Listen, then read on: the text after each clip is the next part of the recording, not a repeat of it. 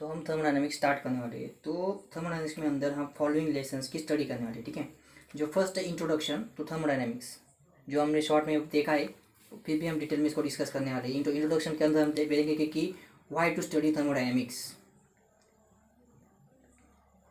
ज़रूरत क्या है थर्मोडायनेमिक्स स्टडी करने की, ठीक है। उसके बाद उसमें क्या क्या होता है वो सब हम डिस्कस करने वाले इंट्रोडक्शन के अंदर, ठीक है। उसके बाद जो हमारा सेकेंड टॉपिक है वो है हमारा system and surrounding. System and surrounding के अंदर हम डिस्कस करने वाले कि सिस्टम क्या होती है और सराउंडिंग क्या होती है। जनरली आपको मैं और आइडिया दे दूँ कि अगर एक कोई भी सिस्टम मतलब एक ऐसा इंक्लोज पैसेज होता है जिसके अंदर कोई भी फ्लूइड या सब्सटेंस हो सकता है, ठीक है, फ्लूइड या और कोई सब्सटेंस होता है जिसके थर्मोडायनामिक प्रॉपर्टीज हमें स्टडी करनी होती है। We have to study the properties of that fluid. ये ऐसा ही कोई इनक्लोज पैसेज होता है जिसके अंदर के जो फ्लूइड है उसके हमें प्रॉपर्टीज पर फोकस होता है, वो प्रॉपर्टी स्टडी करने पर हमारा सारा फोकस होता है, तो इसको बोलते हैं सिस्टम, ठीक है। और जिसके सराउंडिंग इसको अदर देन दिस जो रिमेनिंग होता है उसको बोलते हैं सराउंडिंग,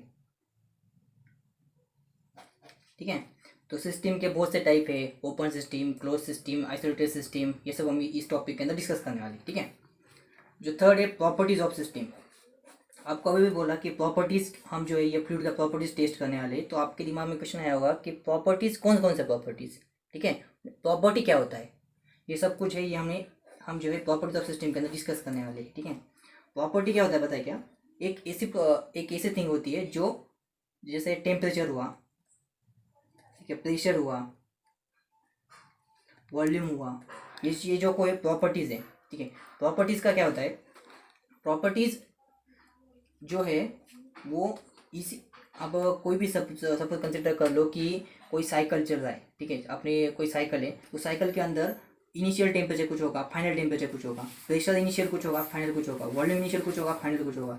ऐसे ही हम जो है प्रॉपर्टीज की स्टडी करने वाली है। प्रॉपर्टी जो है वो मैक्रोस्कोपिक फिनोमेना होता है, वो आपको सब कुछ मैं डिटेल में बताने वाला हूँ थर्ड यूनिट के अंदर, ठीक है। जो फोर्थ टॉपिक है हमारा वो है स्टेट फंक्शन और पाथ फंक्शन, ठीक है। ये जो है थर्मोडायनामिक्स में अंदर ये बहुत ज़्यादा इंपॉर्टेंट टर्म्स है, स्टेट फंक्शन और पाथ फंक्शन, ठीक है। जो स्टेट फंक्शन होते हैं वो पोजीशन पर डिपेंड करते हैं, मतलब अगर मुझे सपोज कंसिडर कर लो कि यहाँ से यहाँ मुझे जाना है, ठीक है, तो मैं जा सकता हूँ वेरियस वेज से, ठीक है, वेरियस वेज से मैं जा सकता हूँ। तो स्टेट फंक्शन क्या होता है? यहाँ पे कुछ प्रॉपर्टीज़ है और यहाँ पे कुछ प्रॉपर्टीज़ है, ठीक है। अगर मैं स्टेट फंक्शन ऐसी प्रॉपर्टीज होती है जो यहाँ पर जो मैं कोई भी वे से जाऊँ, सपोज यहाँ पर प्रेशर 10 बार है, ठीक है, और अगर मैंने ये प्रोसेस फॉलो की तो यहाँ पर प्रेशर हो जाएगा 20 बार, ये फॉलो की तो हो जाएगा 30 बार, ठीक है। जो प्रोसेस है पाथ पर डिपेंड है, मतलब पाथ चेंज करने के बाद उनकी प्रॉपर्टी चेंज हो रही है, उन्हें बोलते हैं पाथ फंक्शन। और जो कुछ होते हैं जिनकी जो पाथ पर इंडिपेंडेंट होते हैं उन्हें बोलते हैं स्टेट फंक्शन।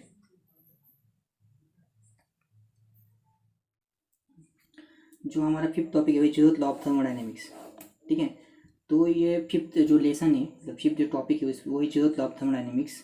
तो हमने पहले एग्जांपल देखा था कप ऑफ टी का, ठीक है, ये कप ऑफ टी है, ठीक है।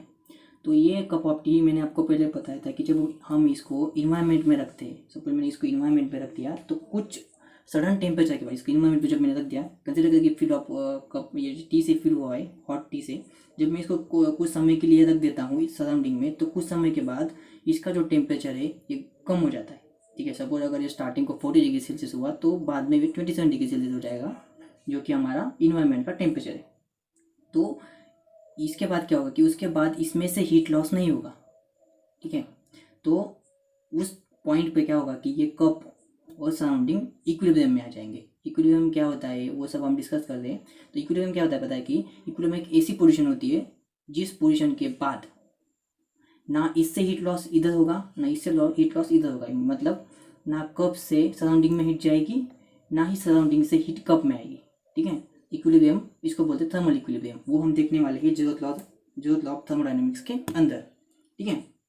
उसके बाद है वर्क एंड हीट, ठीक है। आप सबको पता है वर्क क्या होता है, ठीक है।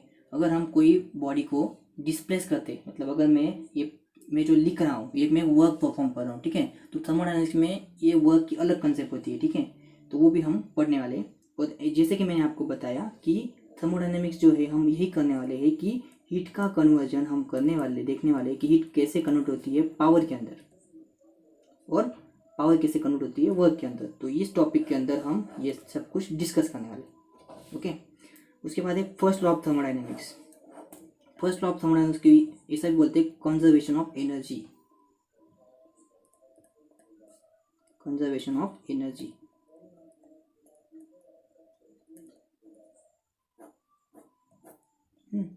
तो जो हम सबको पता है कि law of conservation of energy क्या है, ठीक है, कि हम ना एनर्जी क्रिएट कर सकते हैं, we are not able to create the energy और डिस्ट्रॉय द एनर्जी।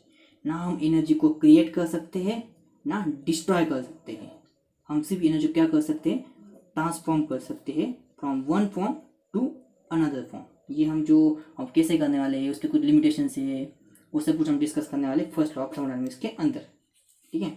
उसके बाद है इंटरनल एनर्जी, ठीक है। इंटरनल एनर्जी एक बहुत ही बड़ा ब्रॉड टॉपिक है जो कि बहुत ही डिफिकल्ट है अंडरस्टैंड करने के लिए, ठीक है। तो इंटरनल एनर्जी हम तब आपको बताऊंगा कि इंटरनल एनर्जी जनरली क्या होती है, इंटरनल एनर्जी क्या होती है, इंटरनल एनर्जी चेंजेस क्या होते हैं, इंटरनल एनर्जी ऑफ बॉडी को डिफाइन कैसे करते हैं, वो एग्जिस्ट कैसे होती है, वो सब हमको डिस्कस करने वाले हैं जो है वो इंटरनल एनर्जी टॉपिक के अंदर।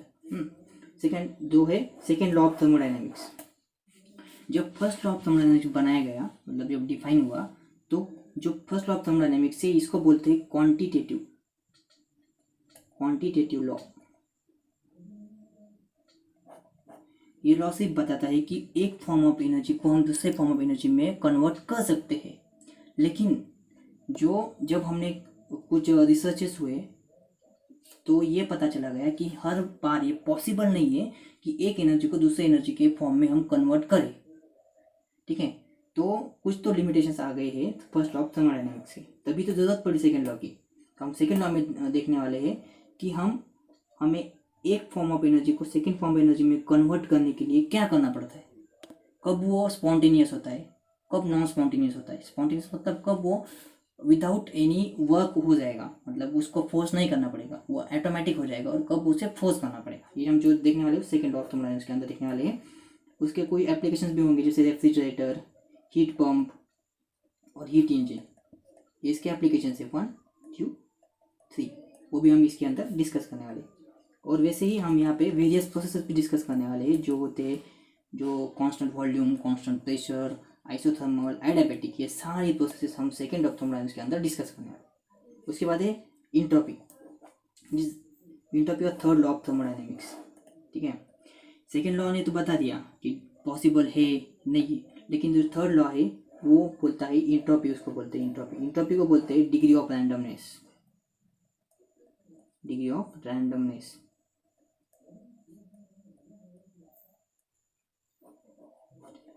थर्मोडायनेमिक्स के अंदर ये जो टॉपिक है सबसे डिफिकल्ट टॉपिक है जो है इंट्रोपी। इसे आपको बार बार आपको पढ़ाने के बाद आपको बहुत ज़्यादा इसकी कंसेप्ट क्लियर करने की ज़रूरत पड़ने वाली है, तो हम इसको डिस्कस करेंगे। उसके बाद हम देखेंगे न्यूमेरिकल्स, ठीक है। आपको एक बात जान लेनी पड़ेगी थर्मोडायनेमिक्स के बारे में कि जो बहुत ही पॉपुलर है, कि अगर आप फर्स्ट बार थर्मोडायनेमिक्स पढ़ोगे तो आपको लगेगा कि यू गॉट एवरीथिंग,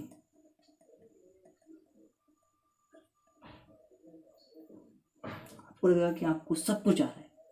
अब जब उसको सेकेंड बार पढ़ोगे ना, तब आपको लगेगा कि आपको कुछ नहीं आ रहा है, नथिंग। सो थर्मोडायनेमिक्स के लिए जब आपको पढ़ाई करनी है या कंसेप्ट क्लियर करने हैं तो इसके सिर्फ एक ही ऑप्शन है, वो है make it as a habit.